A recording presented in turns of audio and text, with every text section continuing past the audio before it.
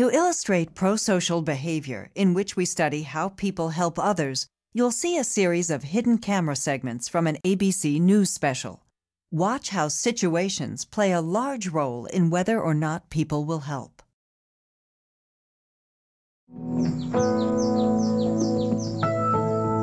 It's a quiet morning in a suburban park, but the calm doesn't last long.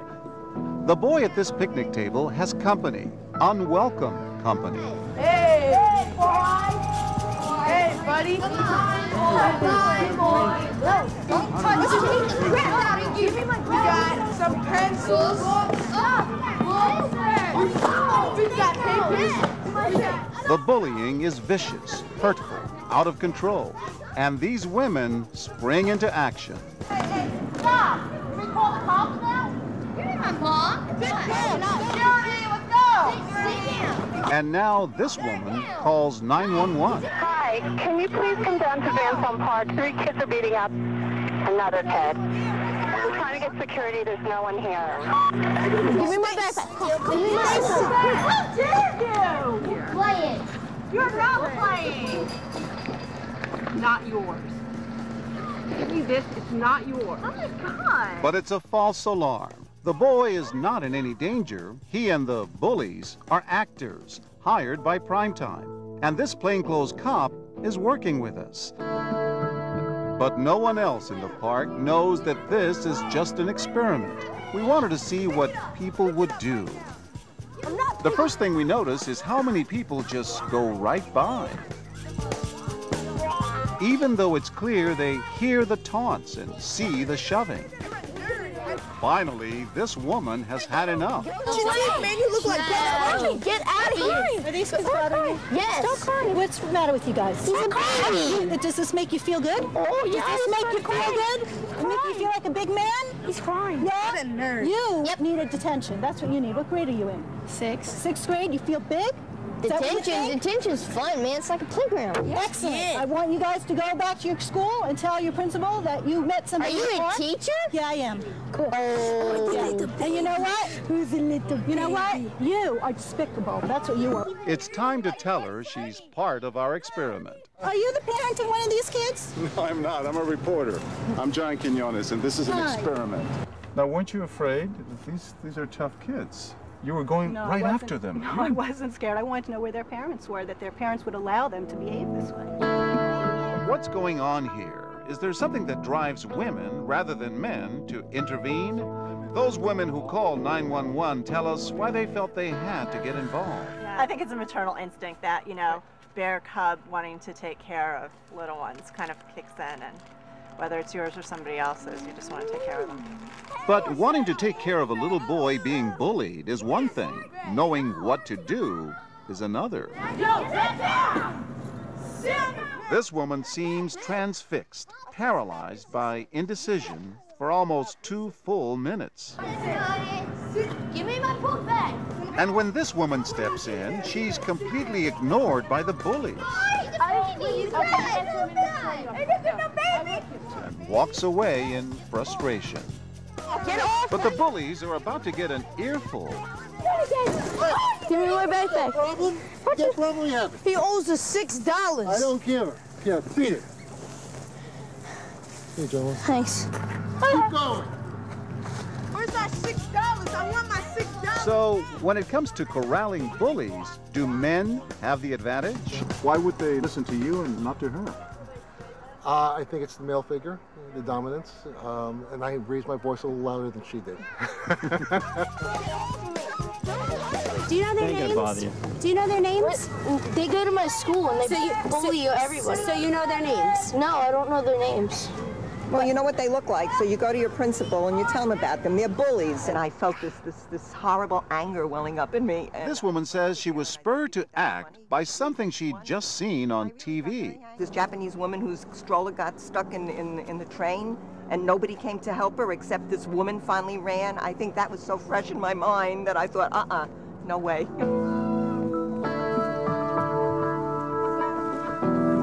But we're about to meet a woman who knows just what to do, who doesn't need a man or anyone else to get involved. She looks incredulous, alarmed. But she also has a newborn baby. Baby or not, here she comes. Excuse me, why are you doing that? Because he's a loser. Give me my buffet. Lay down. Go. Leave him alone. You wouldn't like it? Loser. Go. Come on, nerdy pants. She drives the bullies off and then watches to make sure they're gone. God's gonna pay you back. Disgusting. Finally, she takes the frightened boy to safety. Go this way. Leave him alone. Everyone walked by, was staring at them, and kept walking. I think people are scared, maybe, or they just don't want to get involved, but I stepped in because I have children of my own, and I would never want that to happen to my child. During the day of our experiment, out of 66 people who come by, 18 stop and do something. 11 of them women. We wonder, how much does perception matter? What if we change the bully's appearance and make them look more threatening? What if, instead of being dressed like this, the bullies looked like this, wearing hoods and colors associated with gangs? Would people be afraid to get involved? Remember those women who called 911? We put a stopwatch to it, and it took them almost 2 minutes to step in. But watch what happens now when the bullies wear those hoods. Within seconds, it's complete pandemonium as parents spring into action. Hey! Get out of here. I'll call the cops. We'll call the cops. These kids need... Right now. Sit down. Come on. Sit down. Call the cops. Hey, I need a guy over here. These kids are really harassing him. It's the opposite of what we expected. Instead of being reluctant, afraid to face the bullies, people seem to perceive a new level of danger and instantly mobilize. This man jumps in to restore order. What are you doing? Get out of here, all this. You gonna cry, huh? Do you want to cry?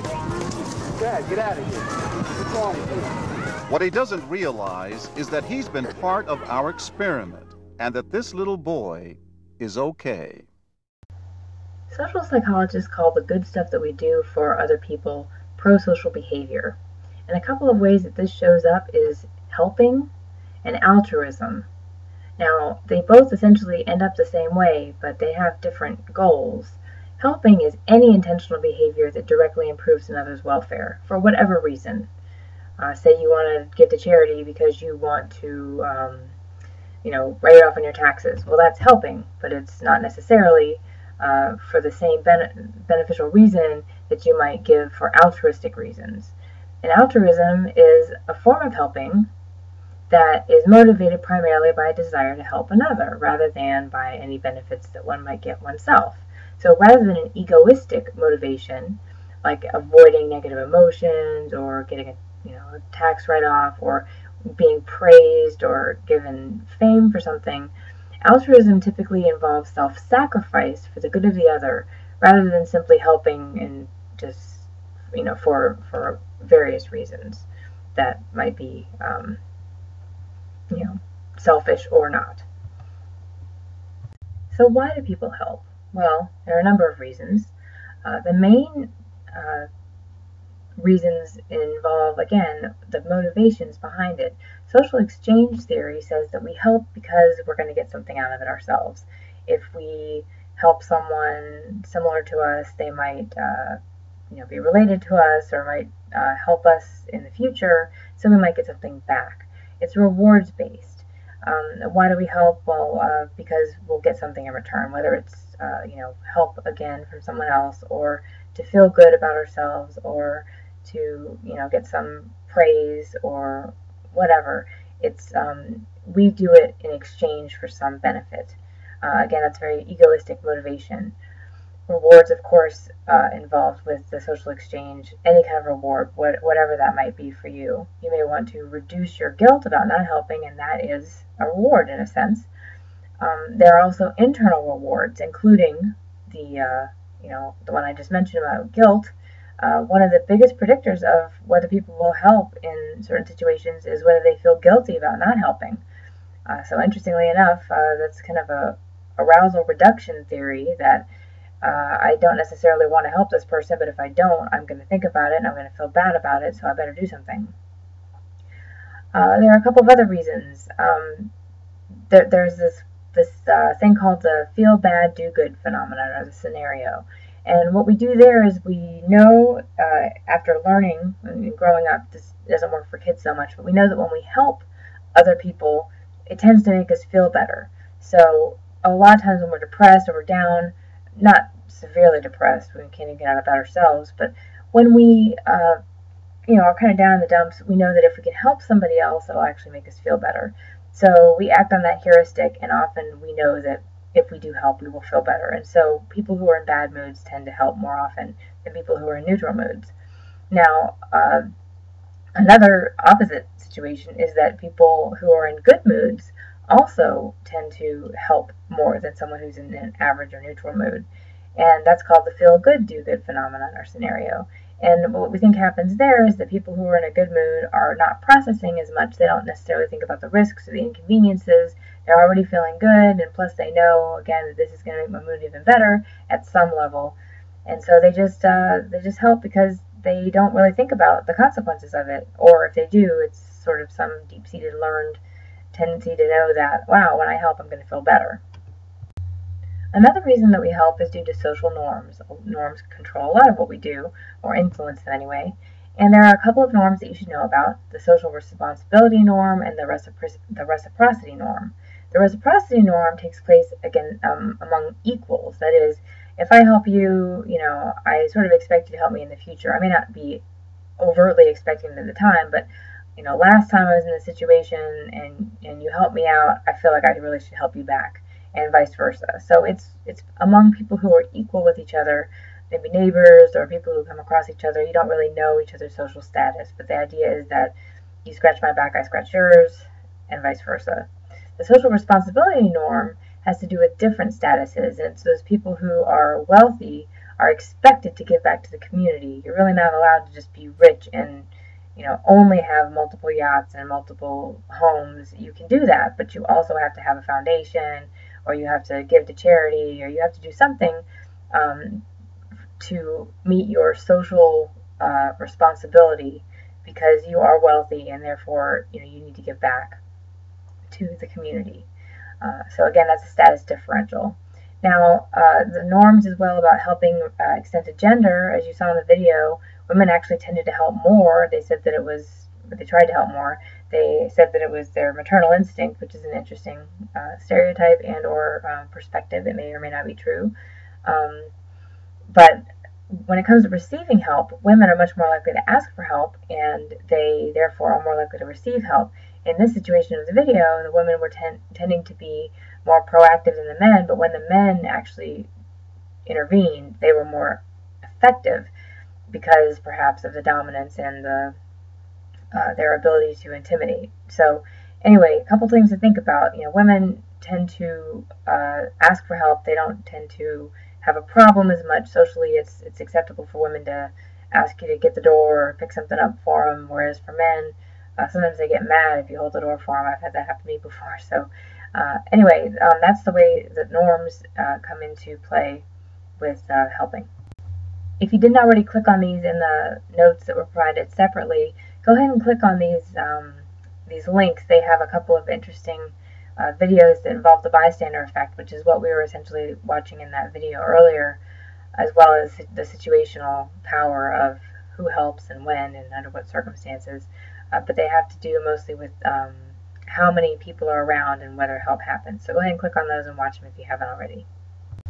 Darling and Latney's decision tree or helping tree helps us understand when people are going to help. And essentially it was done to explain the bystander effect, but really it helps us understand anytime people do or don't help.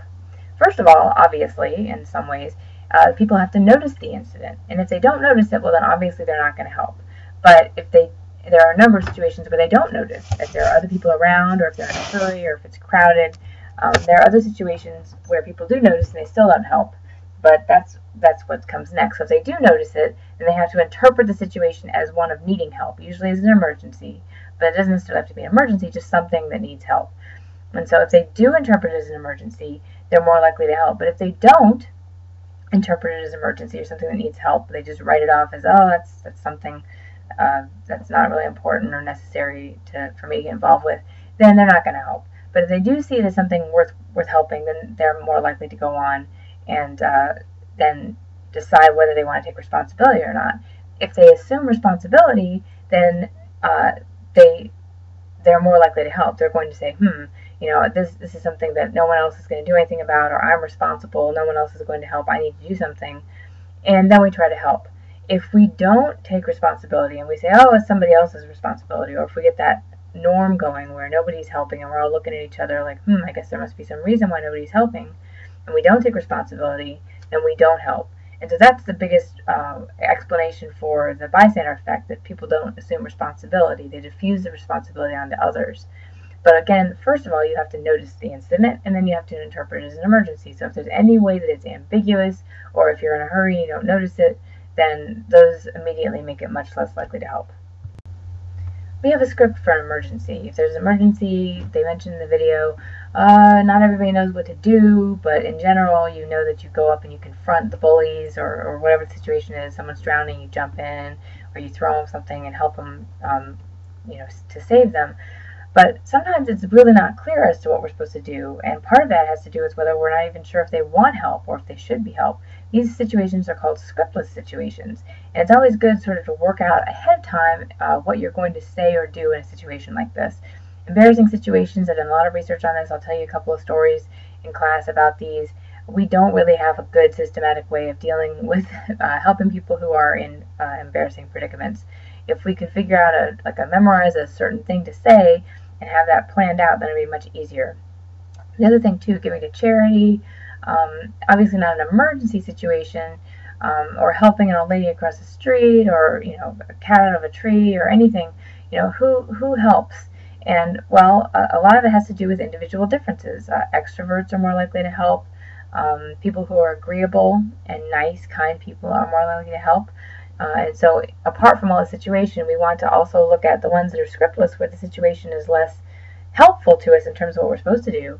And so we then go by our gut feeling, our personality, and who we are. So when will we help? Well, obviously we still have to notice the incident. We have to interpret that the situation is one which needs help, as in the Darley and Latine decision tree. But the other thing is that when someone else helps, that clarifies to us that it's okay to help. If no one is helping and we look around and we feel like we're the only ones who have an inkling to help, then we start to feel like maybe it's something weird about us, and that in fact there's something we don't know, and therefore that maybe we shouldn't help. So when someone else helps, that really, really increases the probability that any other given individual will help. So sometimes that person might have to be you, so make sure that you don't question it and just jump in. Even if it's an experiment and you're on TV, you're going to look good anyway. Another thing is time pressures. The seminary students, they were told that some important religious figure was waiting to hear from them, and they had to go immediately to go see this person and to hurry. And there was a victim lying, on the ground. It wasn't a real victim; it was a confederate of the experimenter. And the seminary students, even though they're of course good people who want to commit themselves to the betterment of humankind, jumped over the body to make sure they made it to their meeting on time. So time pressures can often make us think not so clearly, and can put us, not on our best as far as making us help. They often decrease that. Another thing that helps us help is similarity. We're more likely to help people of our own race, people who we think are similar to us in our attitudes. I admit that when I think people are of a different political persuasion than me, based on their bumper stickers or whatever, I might be a little bit less likely to let them, cut over into my lane, just because, they're not similar to me and I'm aggravated at them right then. Anyway, so similarity, we do tend to help others who are like us. Again, the personality traits I mentioned earlier, agreeableness and extroversion. There are a few other ones as well, like the embarrassment situations, low embarrassability, high tolerance for ambiguity, those kinds of things help as well. And then finally, interestingly enough, religious faith. Now, if you are a religious person who goes to church religiously, regularly, then you're more likely to help in just about any situation.